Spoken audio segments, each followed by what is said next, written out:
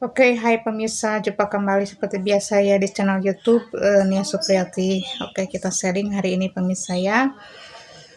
Kita sharing tentang hal dalam hidup ya, keadilan, kejujuran dan kebenaran. Hal itu memang berat untuk kita terapkan dalam hidup sehari-hari karena godaan nafsu duniawi itu sangat menggiurkan mata ya. Makanya banyak orang-orang yang tergiur akan hal itu sampai gelap mata ya.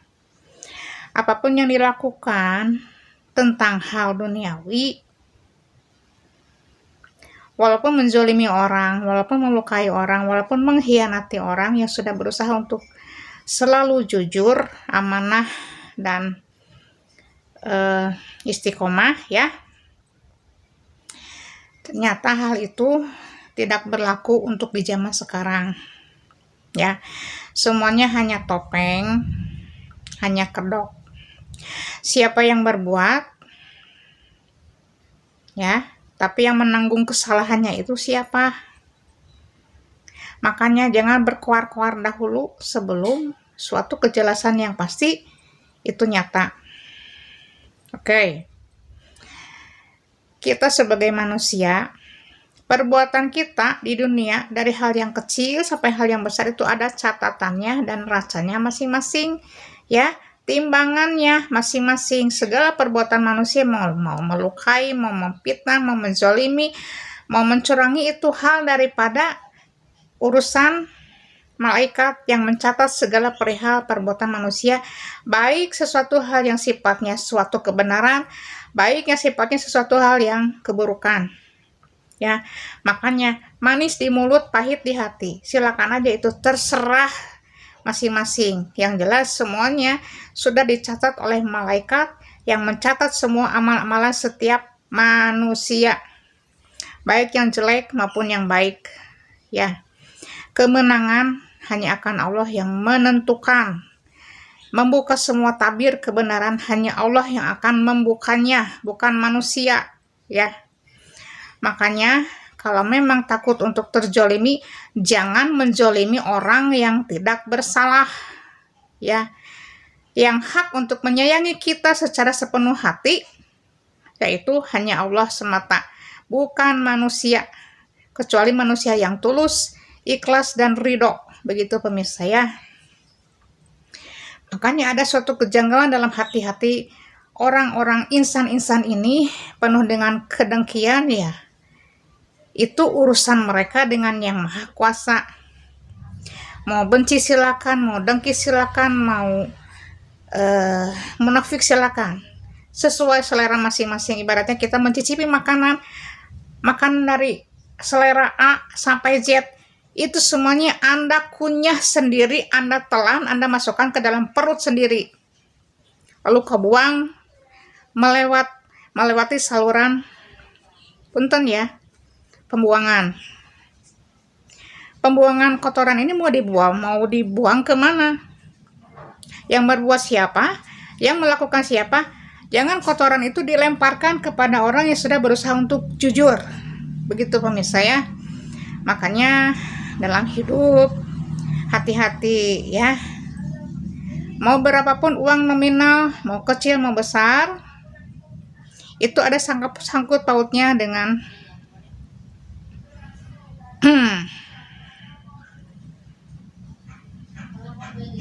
dengan hati ya.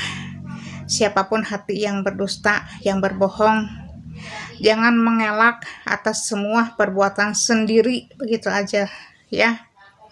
Jangan membolak-balikan fakta kepada orang yang betul-betul udah jujur, amanah, bahkan sudah ridho, ikhlas untuk merangkul orang-orang yang benar-benar menjadi seorang yang diprioritaskan ya, bahkan yang harus diutamakan terabaikan. Mudah-mudahan bisa dimengerti ya. Menjadi seseorang pemimpin itu tidak gampang, untuk mengayomi, merangkul, untuk membimbing ya, mengasih suatu arahan dan perhatian serta kasih sayang bahkan ya, sudah full penuh 100% pemirsa ya. Makanya yang merasa sudah diberikan kasih sayang full oleh seorang pemimpin, tolong tanamkan kembali kebaikan itu kepada seorang pemimpin tersebut, ya. Jangan menzalimi, karena seorang pemimpin juga mempunyai jasa, mempunyai sebuah, bukan nama baik ya, mempunyai sebuah ketulusan lillahi ta'ala yang sudah mau mengorbankan jiwa raga bahkan tenaganya, ya. Kemudian waktunya pun sudah terbuang sia-sia untuk keluarga, sepenuhnya untuk mereka yang butuh seorang pemimpin. Bahkan kita di rumah sudah kehilangan seorang pemimpin sebetulnya, ya. Cuma kita sebagai manusia harus saling memaafkan, karena untuk menanamkan kebencian, dendam, kemunafikan itu bukan tempatnya orang yang ikhlas, bukan tempatnya orang yang baik, bukan tempatnya orang yang soleh, ya.